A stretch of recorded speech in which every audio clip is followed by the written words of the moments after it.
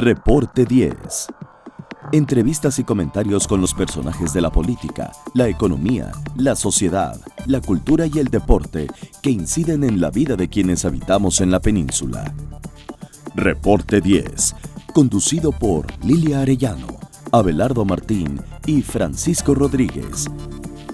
Periodistas con 4 décadas de experiencia en prensa, radio y televisión nacionales.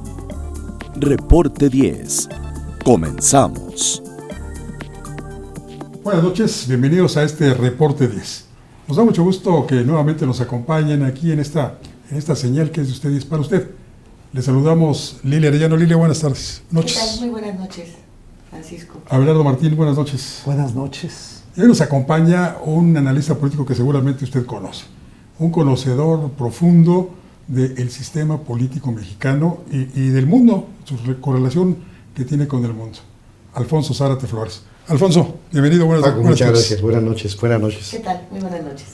Pues el análisis que semana a semana presentas a través de una carta de política mexicana y otros documentos que también elaboran en tu centro de documentación e investigación, ha estado reseñando paulatinamente, desde mi punto de vista, una suerte de deterioro de la clase política, de la convivencia social y de la situación económica. ¿Estamos verdaderamente rumbo a una situación que no podamos remediar o hay posibilidades de remediar todavía algunas cosas en nuestro país? Yo creo que en efecto estamos experimentando un mal momento para México, que desde luego se gestó, en mi opinión, a lo largo de muchos lustros, incluso décadas. Si hablamos del tema, por ejemplo, de la inseguridad, que es uno de los temas más agobiantes, quizá tendríamos que irnos cuando menos hasta el gobierno de Miguel de la Madrid. Creo que es en la campaña de Miguel de la Madrid cuando por primera vez el tema de la seguridad es un tema ya de la agenda nacional. A partir de ese momento, y bueno, hechos muy dramáticos que recordamos, como el asesinato de don Manuel Buendía, como el secuestro, tortura y asesinato de Enrique Camarena y del piloto que lo acompañaba. Agente de la DEA. Agente de la DEA, todo eso va a generar una presión bárbara del gobierno norteamericano que va a conducir a que Miguel de la Madrid desaparezca a los 2 órganos de inteligencia civil del Estado mexicano, a la Dirección Federal de Seguridad, a la Dirección de Investigaciones Políticas y Sociales. A partir de ahí viene el proyecto de crear un Centro de Investigación y Seguridad Nacional, primero DICEN, luego CISEN, pero estamos hablando prácticamente de 30 años en donde ha ido creciendo este desbordamiento. Yo creo que en ocasiones, en lo que se vincula con el narcotráfico, teníamos identificados ciertos puntos en los cuales había presencia del narcotráfico, y creo que con gran ingenuidad muchos mexicanos y los gobiernos pensaron que este cáncer no iba a generar metástasis, y de repente empezamos a ver cómo en un lugar, en otro, empieza a cundir. Y otro dato muy perturbador, que alguna ocasión lo comentó el propio Chapo Guzmán. Recuerdo que en un relato, en la segunda vez que fue detenido, mientras lo trasladaban a la Ciudad de México, un agente federal le preguntó su opinión sobre la tuta y se refirió a él como un mugroso y estableció que había niveles en el crimen organizado. Entonces dijo: nosotros somos narcotraficantes, no nos metemos con la gente. Y en cambio, bueno, los caballeros templarios, los zetas, han diversificado el negocio, y entonces no solamente se dedican al tráfico de drogas, sino también a la trata de blancas, a la extorsión, al secuestro, y esos ya son delitos que agreden, que lastiman, y yo creo que hay salida en este caso, pero pienso que esa salida implica, en primer lugar, reconocer que estamos frente a un desafío de tal magnitud que no interpela a las Fuerzas Armadas, a la PGR, al CISEN, que no interpela al Gabinete de Seguridad Nacional, que tiene una dimensión que interpela al Estado mexicano todo y que interpela a la sociedad, de tal manera que las medidas que se han ido adoptando. Pienso, por ejemplo, en el gobierno de Felipe Calderón. Felipe Calderón parece haberle apostado todo a la Policía Federal. Recibió una policía con 5,000 elementos, la lleva a 35,000 elementos, que son absolutamente insuficientes para la magnitud del tema, pero quizá lo más grave, y yo por ahí apuntaría a una solución.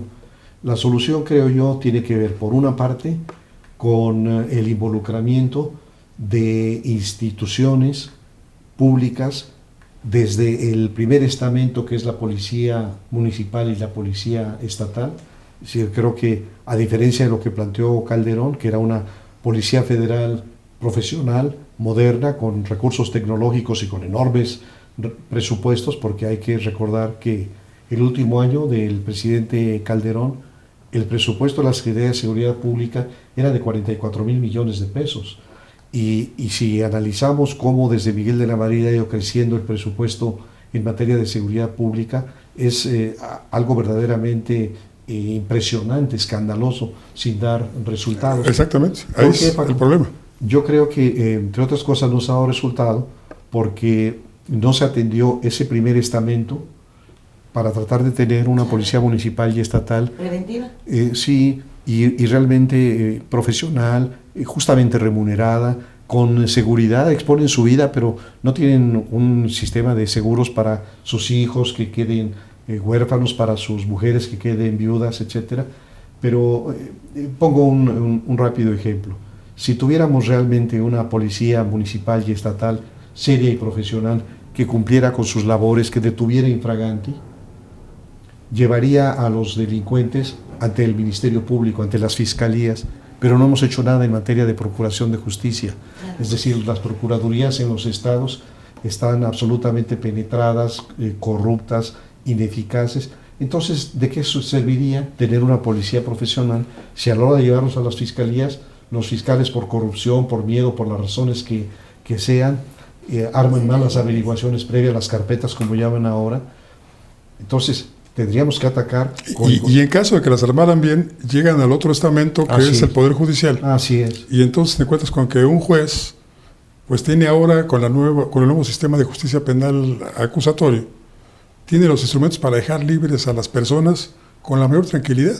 Y resoluciones escandalosas. La cárcel es el jefe de jefes, porque Así es es. gobierno. Ese es el otro estamento. Entonces, llega un momento en el que dices, no estamos atacando el nivel policial preventivo de proximidad. No lo estamos haciendo en el nivel de la Fiscalía, del Ministerio Público. No lo estamos haciendo en el nivel del Poder Judicial. No lo estamos haciendo en el nivel del sistema carcelario. Las cárceles son escuelas de delincuencia. Absolutamente. Entonces, número uno, creo yo que la opción está en asumir que es un riesgo que reclama una visión integral. Integral implica atacar cada uno de estos. Pero la otra cosa, yo decía, asumirlo como un desafío del Estado. ¿Y esto qué implicaría? Por ejemplo, que ninguna dependencia se sustrajera. Pienso en la Secretaría de Hacienda. ¿Y qué hay con la Unidad de Inteligencia Financiera? Los resultados son pobrísimos si se compara con lo que hacen estas instituciones en otros países. Entonces, hay un fenómeno de lavado de dinero en donde los tecnócratas de Hacienda no se quieren involucrar. O están complicitados. O están en complicidad. Pero también vienen las divisiones. Hacienda tiene también el remate de los bienes decomisados. Y es ridículo. 300 millones de pesos. Que, francamente, qué pobres están los narcos mexicanos, Sí. hombre. Están como la mayoría del país, pero perdidos. No tienen fortunas personales. ¿Qué es esto? No está actuando. Avionetas viejísimas, carros antiguos. ¿Qué es esto? Carros que son verdadera chatarra. Chatarras. Bueno, pero lo que acabas de ir hilando, que nos trae muchos recuerdos, yo creo que nos marca el arranque de la política ligada a la policía y al mundo del espectáculo, en el cual es la política la que sale perdiendo, porque, bueno, finalmente el renglón seguridad, la policía, etcétera, con una buena política tiene forma de restablecerse y de llegar a optimizar. Pero ya están conformando un todo. Los políticos son hoy el espectáculo del día.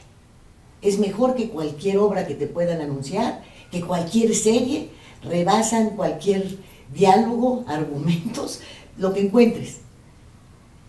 Y están completamente ligados a la nota roja diaria. Y con De la Madrid, recordemos aquella pues versión que corría del país del balón cuadrado, que pues a través de Don Neto, de Caro Quintero, bueno, pues ya se formó un país de americano con el cual De la Madrid podía empezar a jugar. Si no él directamente, sí su secretario de la Defensa. Y entonces empiezan a involucrarse otros elementos que también tienen que ver con la política y con la seguridad, y nos llevan al estadio de hoy, ¿no? Sí.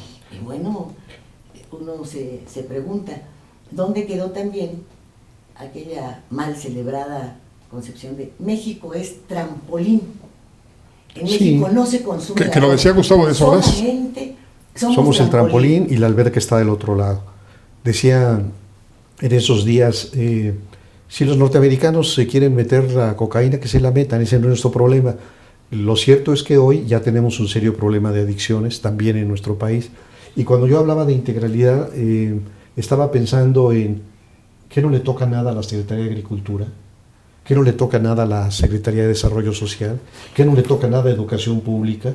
Es decir, la visión tiene que ser una visión integral, y aun si atendiéramos todos los niveles que he mencionado, pero la economía no creciera, no estaríamos dando resultados.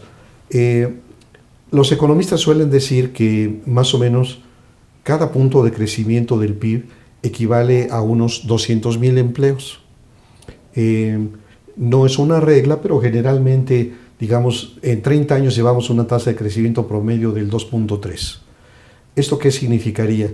Que en el mejor de los casos hemos generado 600,000 empleos dentro de un año, pero la población económicamente activa es de 900,000. Entonces, esto lo que nos hace es... Eso crece cada año, 900,000. Cada año 900,000. Sí, hay un déficit. Entonces, quiere decir que cada año aproximadamente 300,000 jóvenes no pueden insertarse en el sector productivo porque la economía no da. Entonces uno dice, ¿y qué ocurre con esos 300,000 jóvenes? Bueno, hay muchas respuestas. Una es la solidaridad familiar.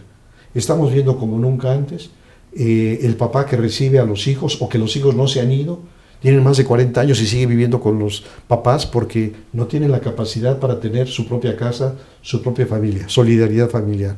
2, la migración.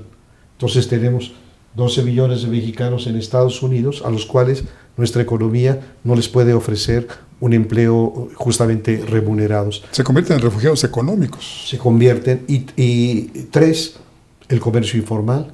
Quienes tenemos más edad hemos visto cómo se pueblan nuestras calles, nuestros parques, nuestras plazas de vendedores de todo tipo, que es una manera de paliar también el déficit de una economía que no crece. Y 4, hay un segmento, así sea muy pequeño, que se van al sicariato. Entonces, esos jóvenes que hoy les llaman desechables, porque llega un momento en el cual las bandas del crimen están reclutando cada vez a muchachos más jóvenes, que son desechables porque si los llegan a matar hay más. Y la otra, si los llegan a detener, pues les toca un sistema judicial muy benigno para los menores, salen y regresan a lo mismo. Entonces creo que el problema sí tiene solución, pero que esa solución reclama una visión de Estado que no hemos visto en nuestros gobernantes. Y además yo creo que erradicar la corrupción, porque creo que todas estas instancias que tú mencionabas que podían actuar integralmente, ya sea gradual o de golpe, para combatir todos estos problemas, pues están infestadas de corrupción.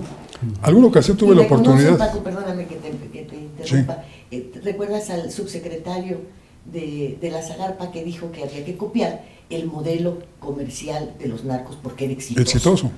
Ricardo García Villalobos, denunció en varias ocasiones que había que seguir muy puntualmente qué sucedía en el campo porque cada vez era más la siembra de estupefacientes.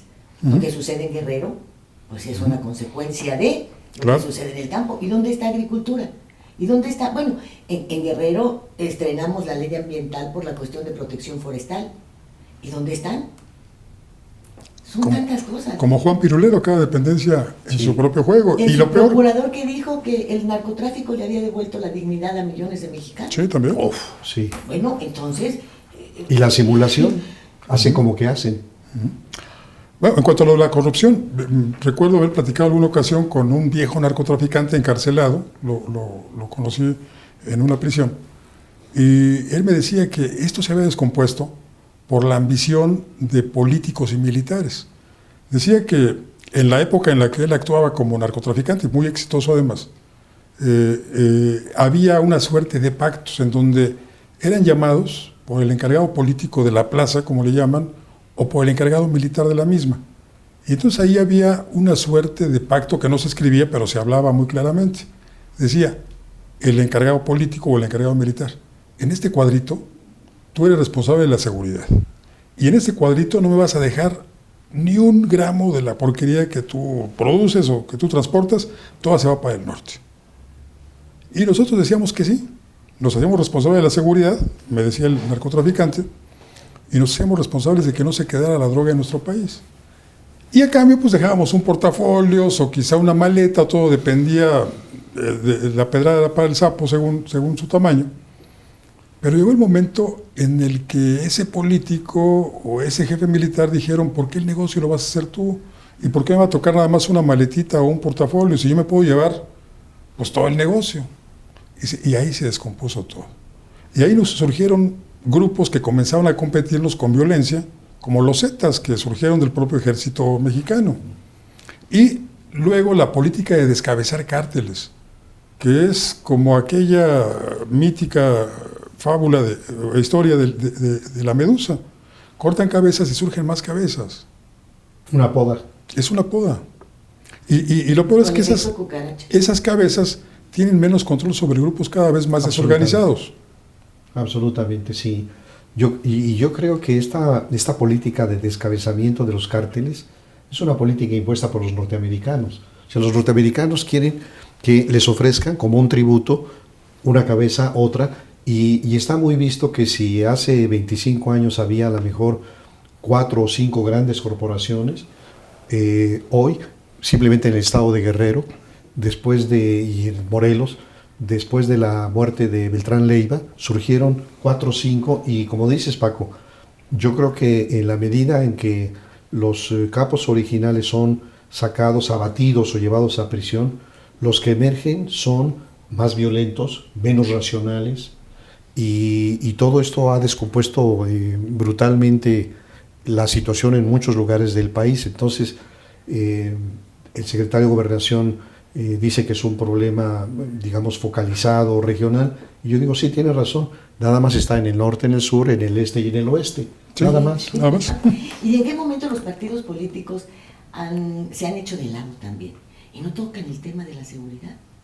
Los partidos políticos no hacen pronunciamientos, sus legisladores, pues sí, cómo no, llaman a una comparecencia en la que aceptan cualquier tipo de respuesta, la que sea.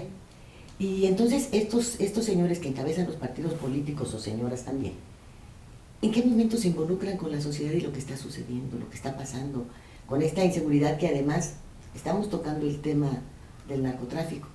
Pero hay una inseguridad patrimonial, hay una inseguridad en el empleo, estás inseguro de cómo va a ser tu vejez, estás inseguro si eres joven, cuál es el futuro que te espera. O sea, la inseguridad está prácticamente en todos los órdenes de nuestra existencia. Y los señores de los partidos políticos, ahora que viene otro proceso electoral, que están viendo que si alianzas, que coaliciones, que tal y tal, no se involucran en ninguno de estos temas, en ninguno. Yo creo que lo que hemos visto es un enorme deterioro de las instituciones. Entonces, las instituciones empiezan a degradarse, incluso aquellas que surgieron hace muy poco y que formaron parte de un avance muy modesto democrático. Yo creo que en los últimos años, quizá desde el 68, una presencia social muy fuerte en las calles fue generando una oxigenación del sistema. Y fuimos poco a poco permitiendo la alternancia en algunas capitales de estado, en algunos municipios. Luego en 89, la primera vez que se reconoció el triunfo de la oposición en una entidad federativa en Baja California con Ernesto Rufo Appel, finalmente la alternancia en la presidencia en el año 2000, pero todo esto va a ir acompañado de la creación de instituciones ciudadanizadas, como el IFE, como el Instituto Nacional de Acceso a la Información, y todo esto generó la expectativa de que estos consejeros o comisionados ciudadanos se pondrían la camiseta de la sociedad. Y yo creo que muy pronto las fuerzas políticas se dieron cuenta de que habían ido de más.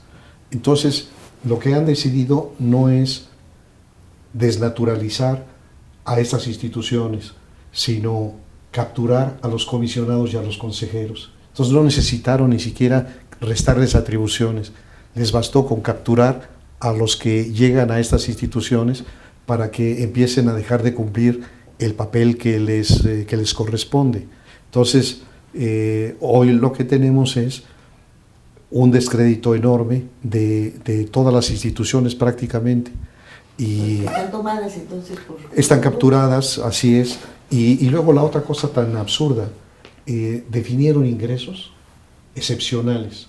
Entonces yo digo, de repente, un académico, por ejemplo, del CIDE, que tiene el ingreso, digamos, correcto, pero modesto de un académico, y que a lo mejor gana 30,000 pesos mensuales, pero es nombrado consejero del IFE, y entonces ahora se va a multiplicar casi por 10 veces o por 12, o por 12 veces. O por 12, con vehículos, con choferes, entonces ese es el precio para que un académico pueda fungir como un miembro del consejo del INE.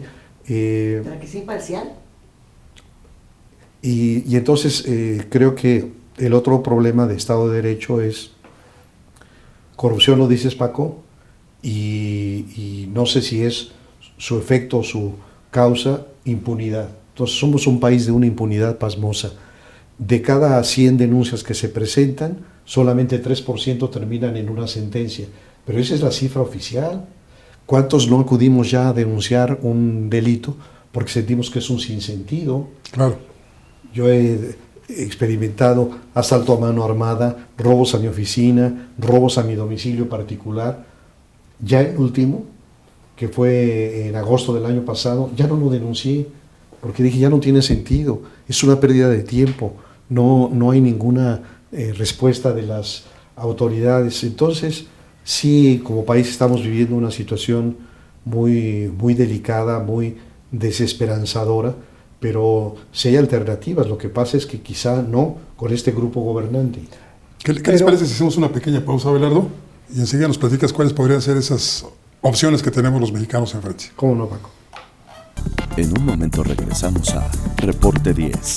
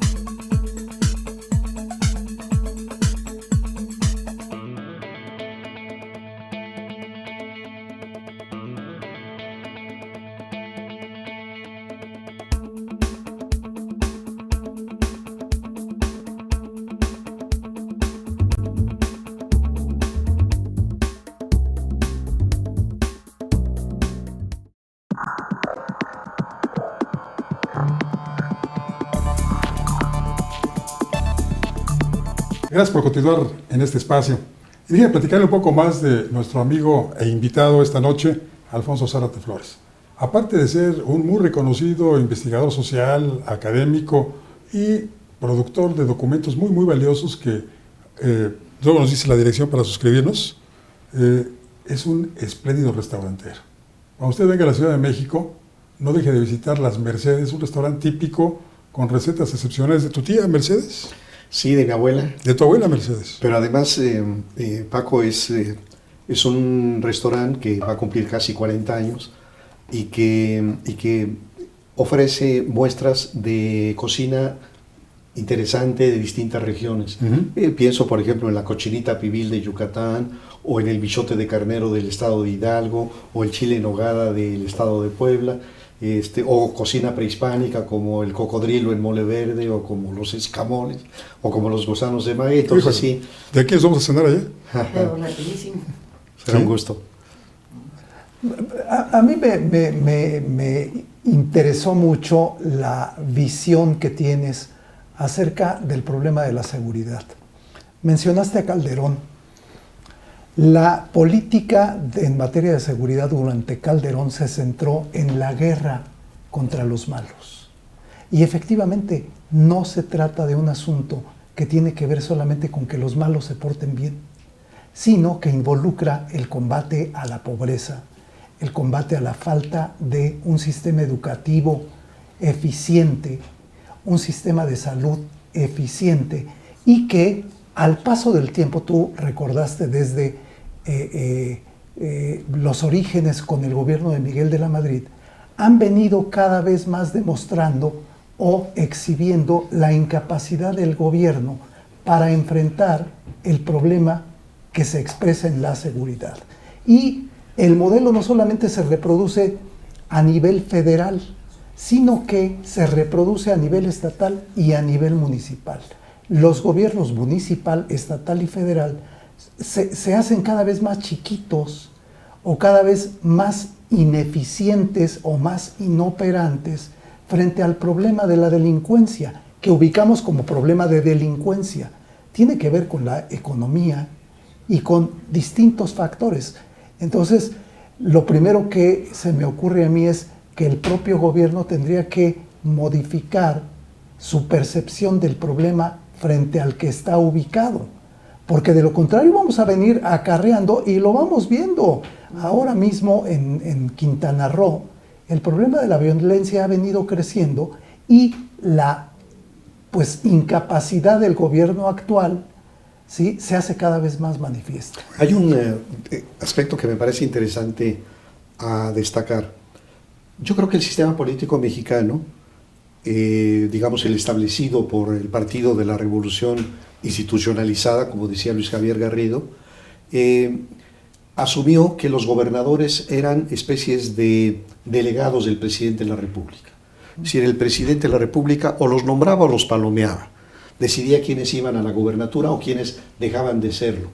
Un caso relevante fue en el contexto de la ruptura con Calles, el de el general Cárdenas, que prácticamente barrió con los gobernadores callistas, pero en épocas más recientes Carlos Salinas de Gortari. Con Salinas de Gortari fueron gobernadores todos sus amigos que quisieron serlo. Patricio Chirinos de Veracruz, Sócrates Rizo de Nuevo León, Cavazos Lerma de Tamaulipas, Otto Granados de Aguascalientes. Entonces, ¿qué ocurría en ese momento? Que los gobernadores le reportaban al presidente de la República y el gobierno central disponía de muchos instrumentos de control político a los gobernadores. De tal manera que si había un gobernador notoriamente inepto, notoriamente repudiado, notoriamente corrupto, se operaba desde el centro su salida prácticamente en automático. Es decir, el secretario de Gobernación, si acaso, mandaba a llamar al gobernador a su despacho y de ahí salía a regresar a su estado, a presentar la solicitud de licencia al Congreso. Muchos instrumentos de poder, financieros, las Fuerzas Armadas, el CISEN, etc. De tal manera que los gobernadores, que no tenían contrapesos locales por la debilidad de las estructuras locales, el Tribunal Superior de Justicia en la bolsa del gobernador, el poder del Congreso en la bolsa del gobernador, medios de comunicación intimidados o maiceados, una sociedad civil precaria. Entonces, todo el contrapeso se hacía en el centro. ¿Qué ocurre en el año 2000? Que en el año 2000 llega a la presidencia un hombre ignorante, frívolo como Vicente Fox, y simplemente deja sueltos los hilos. Y al dejar sueltos los hilos, empezando por Arturo Montiel, los gobernadores, por ejemplo en el caso de Montiel, que llega en 99, con un Congreso mayoritariamente panista, hay testimonios de que compra a 13 legisladores de Acción Nacional. Unos de ellos se convirtieron al PRI, otros de ellos se declararon independientes, pero ya con mayoría Montiel se dedicó a saquear el presupuesto. Y ese fue el modelo. Y a partir de ahí, los gobernadores se han convertido en reyesuelos sin contrapesos a nivel federal, que han hecho y deshecho de la manera más criminal. Y eso toca también el tema de la seguridad, porque simuladores no se han ocupado de lo que es su competencia, porque la mayoría son delitos del fuero común, y están esperando que las Fuerzas Armadas sustituyan lo que ellos no están haciendo. Entonces, no hablo en contra de la alternancia, sino de esa alternancia. Pero Alfonso, cuando tú hablas de ineptitud de los gobernadores como causal para que sean defenestrados desde el centro, uno imaginaría que es porque no cumplieron con las obligaciones mínimas que tienen para con los gobernados, para aquellos con quienes les dieron el voto. Pero en el caso de Salinas, la ineptitud fue electoral. Salinas se deshace de todos los gobernadores de aquellas entidades donde había perdido aplastantemente la elección, como fue Baja California, Michoacán, el Estado de México. Entonces, él les cobra la ineptitud de no haber operado a su favor. Exacto. Porque si fueron ineptos en el servicio público, en la atención a sus gobernados, eso pasa a segundo término en la mentalidad de estos gobernantes que tenemos, desde entonces a la fecha o desde antes incluso. El servicio al pueblo es lo que menos les interesa. Lo que menos, sí. Lo que les interesa es el mantenimiento del poder, los beneficios económicos y de otro tipo para los grupos de los cuales ellos son representantes o de los cuales han emergido. Entonces, habría que medir, porque si fuera por ineptitud, como decían los argentinos, que se vayan todos. Sí, claro. Que se vayan todos. No, es algo realmente muy, muy triste, porque yo imagino que alguien, un joven, que tiene aspiraciones políticas, ¿en qué debería estar pensando en su ascenso? Pienso, por ejemplo, en el profesor Refugio Reyes Esparza, que fue hace muchos años, en la época de Echeverría, gobernador de Aguascalientes. Lo que me platican mis amigos es que no cambió el profesor, que cuando llegó a la gubernatura le decían, ahora tienes que vestir diferente. No, yo no voy a vestir distinto. O sea, no le dieron entrenamiento de medios. Así es, entonces él siguió vistiendo con sencillez. Creo que el profesor sienta las bases para lo que fue el gran desarrollo industrial de Aguascalientes, digamos, y además nombra como secretario de Desarrollo a un muy joven, que después repitió, que más tarde llegó inclusive a ser gobernador del estado, porque hay que ver que en el país hay diferencias importantes, y una diferencia importante es Aguascalientes, otra es Querétaro, otra de alguna manera es Guanajuato, estados que llegan a crecer casi a niveles de China, que tienen crecimientos de 7-8%, frente a crecimiento muy pobre o decrecimiento de otros estados. Pero cuando termina su gestión, el profesor se queda a vivir en Aguascalientes. Y me platicaban que llegaba a comer con su familia a un restaurante y la gente de Don Cuco lo saludaba. Y yo decía, qué bello ejemplo. Ojalá que otros que aspiraban a la política hubieran querido ser buenos gobernantes y heredarle a sus hijos un hombre limpio y una gestión. Y que la gente pudiera decir, mi abuelo fue gobernador en tal época y hizo esto y esto. ¿En qué momento se pervirtieron todos estos?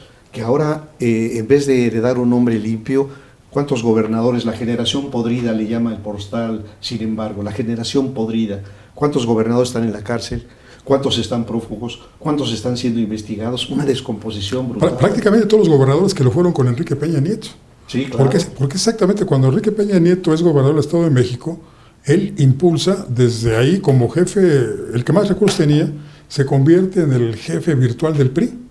Él quita y pone presidentes del PRI, él mantiene campañas políticas de gobernadores en diferentes estados de la República, y entonces toda esa camada se debe a Enrique Peña Nieto. Exacto. Y toda esa camada salió podrida. Sí, y fíjate, Paco, ahí mi impresión es que hay un antecedente que es el de Montiel. Entonces, Montiel, que quiere ser presidente de la República, crea lo que en el Estado de México se llamó la Fuerza Mexiquense. La Fuerza Mexiquense. Así es. ¿Qué te parece si platicamos de esta Fuerza Mexiquense y de otros temas más en cuanto regresemos de esta pausa? Con mucho gusto. En un momento regresamos a Reporte 10.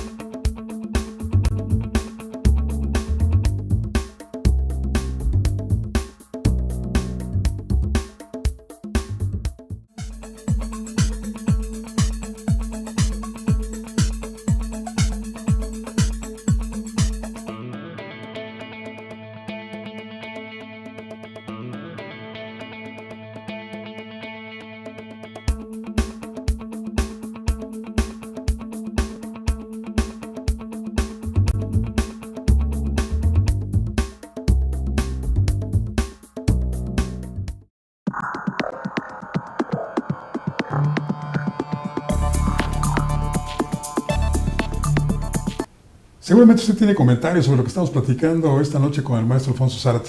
Así que, si usted gusta, ¿por qué no se comunica con él directamente? ¿Tienes Twitter, Alfonso? Sí, es Azárate, @Azárate. @Azárate. Así que comuníquese con él, ahí está su Twitter, dele ideas, porque ya ve que le sobran. Yo quisiera hacer una pregunta. Mencionaste a los gobernadores de Salinas, ¿no? Según mi capacidad no tiene nada que ver. Quienes llegaron a la cárcel. Y no los que perdieron las elecciones son los que hoy son perseguidos para meterlos a la cárcel por... En las elecciones del año pasado. Sí, los que perdieron las elecciones el año pasado. Porque, por ejemplo, Moreira, pues tendría que estar sujeto a una investigación, el señor de Nuevo León tendría que estar Rodrigo sujeto Medina, a una sí. investigación, o sea, hay varios nombres.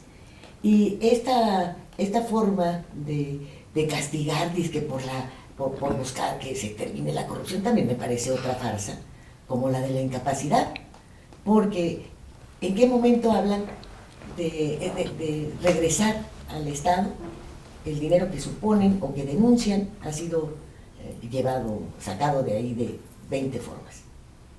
Y el primer ejemplo es Granier. A Granier, su ingreso al penal, no creo que tenga nada que ver con esta limpia, sino pierde un Estado petrolero cuando vienen las reformas estructurales, están ahí, la energética es importantísima, y bueno, ¿que serás tan bruto de no haber entendido? Bueno, ¿y estos? ¿Dónde están los demás? Porque así como tú dices, habría que correrlos a todos, también habría que investigarlos a todos, ¿eh? Sí, por supuesto. ¿Y dónde está Montiel? ¿Y dónde está el propio Rubiel? ¿Y dónde están todos estos? Sí, en cambio, se pierde Veracruz y van contra el exgobernador, se pierde Quintana Roo y van contra el exgobernador, Chihuahua.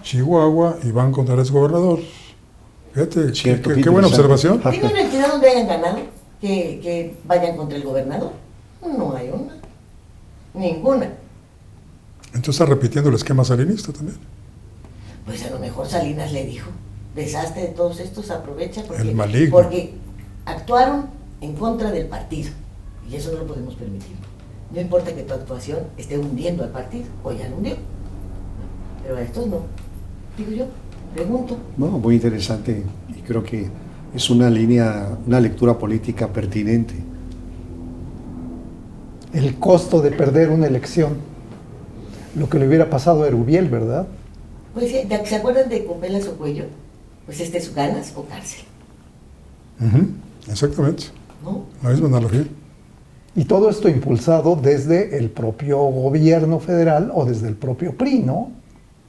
Pues más que PRI, yo creo que a lo que existe es una amalgama de intereses económicos disfrazados de intereses políticos. Porque de lo que se trata es de conservar el poder Y el gobierno para disminuido cada mantener vez los más. negocios. Sí, gobierno no hay, vivimos una crisis de gobernabilidad. Sí, yo creo que hay una crisis de gobernabilidad y que se puede acentuar en el futuro, porque cuando tenemos un presidente con los niveles de reprobación que tiene, porque se puede poner de manera bonita, ¿no? Y decir cuáles son sus niveles de conocimiento, cuáles son sus niveles de aprobación. De aceptación. Pero hay que decirlo, que son altísimos niveles de reprobación. Y eso naturalmente se traduce en un gobierno, digamos, poco legítimo. Y en la medida en que tantas regiones del país están dominadas por el crimen, es decir, ¿qué decía Weber? Que correspondía al Estado el monopolio de la violencia legítima. Hoy, desgraciadamente, en muchas zonas del país, el monopolio de la violencia no legítima la tienen las bandas criminales. Obviamente que eso nos habla de un problema de gobernanza, de gobernabilidad. Y las están legitimando a través de llevar alcaldes a la presidencia municipal, de financiar sus campañas, y es una forma de también llevar a la legalización de la violencia que ejercen. Bueno, veíamos hace unas semanas al exboxeador Julio César Chávez diciendo que él podría acudir, a final de cuentas es una amenaza que hizo, él podría acudir a sus amigos los narcos para resolver el asesinato de su hermano. Tendría más confianza Julio César Chávez en los poderes informales, porque son verdaderos poderes los del narcotráfico, que en el poder constitucionalmente constituido, ¿no? Lo que hemos visto en el caso, por ejemplo, de Acapulco, que se ha convertido en la ciudad más violenta en el país, en donde una dirigente de comerciantes en la costera pide una tregua, pero ya no al gobierno, sino a los criminales, claro. Y al gobierno sí le pide que le baje los impuestos porque no tienen por qué estar en doble tributación. Le tributan los criminales y le tributan al Estado. Entonces, sí, yo creo que todo eso habla de un grave problema de gobernabilidad en el país. ¿Y hacia adelante qué ves? Porque acabamos de ser testigos de que, pues, con todo y este escenario, pues el PRI se hace de las gubernaturas en el Estado de México con un nivel de antipriismo del 80% en el Estado de México y con un nivel frente al gobernador actual de 75% de reprobación. Y hacia el futuro, ¿qué nos espera? Yo creo que ya estamos en la discusión de la sucesión presidencial. Digamos, es el deporte típico de los políticos mexicanos, pero hoy está mucho más acentuado. ¿Qué va a ocurrir con la sucesión presidencial? Si todo ese nivel de reprobación al gobierno, al PRI, se va a traducir en una alternancia o no. Y yo creo que lo que ocurrió en las elecciones del 4 de junio puede ser una especie de anticipo de la estrategia a venir para el año próximo. ¿En qué sentido? En el sentido de que la estrategia del gobierno y del PRI es una estrategia compleja, pero que tiene como uno de sus ingredientes importantes la disgregación del voto opositor. Entonces, en un cálculo muy, muy simple, si el PRI mantiene, digamos, un 22% de aprobación de su voto duro, digamos, de ese tipo de elector que dice: yo he sido priista toda mi vida y mis padres fueron priistas y mis abuelos y yo no soy chaquetero y yo voy a votar por el PRI. Bueno, aún en la debacle de Roberto Madrazo llegó al 22%. Entonces, si efectivamente se mantiene el PRI con ese 22%, lo que va a tratar de hacer es, por una parte, sumar aliados que le agreguen 3, 4 puntitos de tal manera de quizá llegar a 28 puntos. Y la otra es separar el bloque de izquierda. Entonces, en la izquierda estaría Andrés Manuel López Obrador con Morena, pero promover que el PRD tenga su propio candidato, que a lo mejor obtenga 4 o 5 puntos, pero que finalmente se los quita a Morena. La candidata indígena, que a lo mejor tenga 1 o 2 puntitos, que también se lo quita. Los candidatos llamados independientes, que a lo mejor podrán surgir 1 o 2 y que tengan también algún nivel de votación, y la fractura en el Partido Acción Nacional. Entonces, con esos elementos, más la fortaleza de la maquinaria, más los enormes, cuantiosísimos recursos desplegados, no sería extraño que el PRI retuviera la presidencia en el 2018. Alianzas y pulverización del voto. Así es. O sea, el fenómeno Macron en México está muy lejos. Está muy lejos, entre otras cosas porque no han despuntado figuras desde la sociedad civil con la credibilidad, el prestigio que pudieran incentivar un gran movimiento de apoyo. Y en lo particular, yo tiendo a desconfiar de los candidatos llamados independientes. ¿Por qué? Haría una separación. Yo digo, si en un pueblo pequeño, como ocurrió en San Luis Potosí, digamos, en otra época, hay un médico respetado como Salvador Nava y la gente quiere que sea su candidato, me parece muy bien. El problema es cuando alguien quiere ser llamado independiente, más bien habría que decirle candidato sin partido a la presidencia de la República, porque ese disque independiente necesita venderle su alma al diablo para tener los recursos necesarios para poder ser verdaderamente competitivo. Fue el caso del Bronco, se la vendió al diablo. Así es, exacto. El dueño de FEMSA. Literalmente. Entonces, Fernández. Entonces, en efecto, yo creo que estamos todavía muy distantes para que haya esta posibilidad de un candidato independiente no contaminado por los partidos políticos, y no lo veo para las elecciones. Y que no represente intereses. Y que no represente, eso sí. Intereses que no sean de los partidos, que sean de otras fuerzas políticas actuales. Lícitas o ilícitas. Lícitas o ilícitas. Alfonso, se terminó el tiempo. Qué gusto, Paco. Pero ha sido verdaderamente un gusto escucharte, aprender seguramente como lo hicimos nosotros, nuestros amigos del auditorio, de esto que nos has platicado y ojalá tengamos oportunidad de que próximamente nos visites otra vez. Sabes que cuando me invites, con mucho gusto acepto. Muchas Un gusto, gracias. Lilia. Gracias. Lilia. Abelardo. Gracias, buenas noches. Buenas noches. Abelardo. Buenas noches, muchas gracias. Nos vas a llevar a cenar, ¿verdad? Sí, vamos a ir a las Mercedes. Ah, bueno. Yo soy Francisco Rodríguez, le agradezco su atención, lo invito a que nos encuentre aquí la próxima semana. Mientras tanto, le deseo como siempre que haya buenas gracias y muchas noches. Ahora tiene usted a la mano más herramientas informativas para que emita su propia opinión. Comuníquese con nosotros, aporte sus comentarios y sugerencias a los correos y redes sociales que aparecen en su pantalla. Mientras, le invitamos a sintonizar Reporte 10 la próxima semana, a la misma hora, por esta señal que siempre va contigo.